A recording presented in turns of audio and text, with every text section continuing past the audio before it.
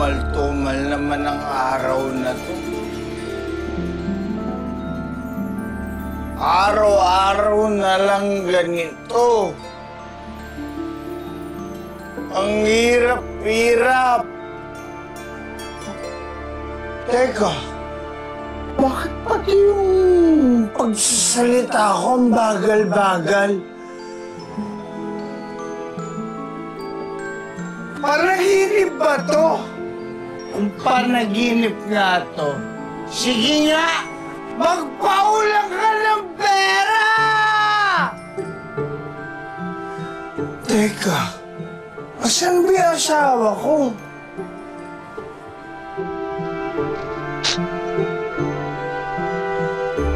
Meron naman ako surprise sa kanya mamaya. Teka, may laman! Hindi ibig sabihin.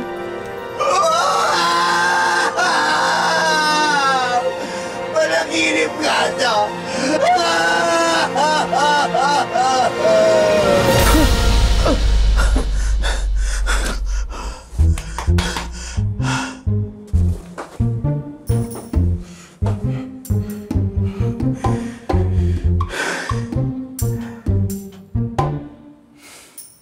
Di bale, magkakalamang ka din. Mapapakasaling din kita. Mahal? Mahal? Mahal, tumayo ka na dyan. Dali, kumilos ka na para marami tayong mabenta. Yes, mahal. Gising na. On the way na po. Good morning, Mahal. Good morning. Teka, sige na. Ako na dito. Baka mapano pa yung baby. Hindi, okay lang yan. Para matagtag ako, para mas madaling manganak. Uy, Mahal. Huwag naman tayo masyadong mamadali, ha? May ipon naman ako para sa panganganak mo. Kaya lang, mahaba-haba pa yung nakalista dito, Mahal. Ay, anong gusto mong gawin ko? Pigilan ko lumabas si baby. Mahal, hindi naman sa ganun. Ang akin lang naman, gusto ko kasi pag lumabas na yung baby natin, mayaman na tayo. Tsaka, isipin mo, nakitira na tayo sa malaking bahay. Kompleto yung mga appliances. May kotse, di ba? One for us, one for baby. Kaya ba natin yun this month? Kasi nakakalimutan mo yata, mahal. Kabuanan ko na. Ganun ba? Oo. Sorry. Kaya mo. Bukas na bukas, tataya ako sa loto. Para pag nanalo tayo, bibili ako ng mga mararaming mga bata. Ikaw, tumigil ka na nga. Mahal naman, sinabihan na kita. Huwag ka na umasa sa mga ganyan. Alam mo yung pag-asenso, hindi dapat inaasa dyan sa mga easy-easy money na yan. Pinaghihirapan yan. Kaya tigilan mo na yung pagtaya-taya sa loto, sayang yung 20 pesos. Tigilan mo na nga, mag-promise ka sa akin. Promise. Oy, Mamsi, kulang pa sa'yo yan. Umorder ka pa. Dalawa. Sige. Bigyan mo na. Hoy!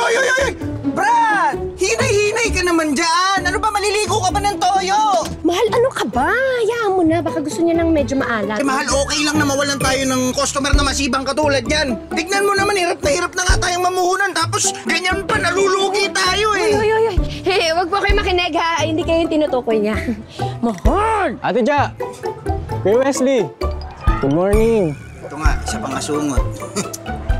Ano nangyari, Bunso? Ba't nandito kami? Nangyari ba kila nanay? Wala naman ate. Pero pinapunta niya ako dito para makapangiram ng pera. Hulaan ko. Buto lang kayo ng kuryente, no? Buto internet. Cable. Walang bigas. Walang pangkain. Ha? Mahal, tumigil ka na. Tumigil ka na. Anong problema, Bunso, ha? Prelims na po kasi namin. Kailangan ko na po magbayad ng tuition balance. Wow. Bagong aliba yan, ha? Sige, Bunso. Mamaya bibigyan kita, ha? Galing sa pera ko. Ito talaga. Salamat ate! Kapag ako nakagraduate, taging pulis, makakabawi na rin ako sa'yo, Kuya Wesley. O, tignan mo. Kahit na illegal itong pagtitinda nyo dito, hindi ko kayo hulihin. Kahit questionable yung mga showman ninyo, hindi ko kayo susuklong. Ay, hindi po totoo yun. Hindi po daga yung laman po ng mga siomay namin. At saka, legal ho kami dito. Naku, mahal, alis na nga ako. Sabi na bibisit ako eh. Alam mo, ito yung tatagtarin ko at ilalagay ko dyan sa siomay. Teka, sandali. Saan ka pupunta? Diyan lang. Nako, ikaw sinasabi ko sa'yo, pagtataya ka na naman dyan sa loto, ikaw ang tatagtaring ko. Mahal, hindi ako papunta ng loto, ha? Love you. Sige na. Love you too. Siomay, gusto mo? Okay lang, ate. Saan ka na naman galing? Ha? Ang sabi mo sa akin kanina, babalikan mo ako, hindi ka na bumalik? Alam mo ba, mag-isa lang ako nagsarado ang tindahan doon? Papanak talaga ako lang sa oras sa'yo eh. Mahal naman, kalma ka na. Sorry na. Sorry mo yung mukha mo. Alam mo ikaw, tingin ko manap ka na naman ng Lotto Outlet, no? Ha? Tumaya ka na naman, no? Uy, mahal, hindi ah.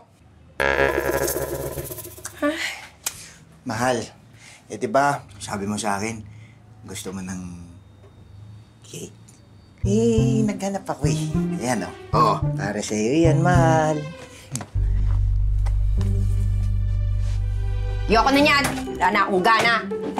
Si, tutulog na ako! Mahal, tinawid ko pa yung bundok ng...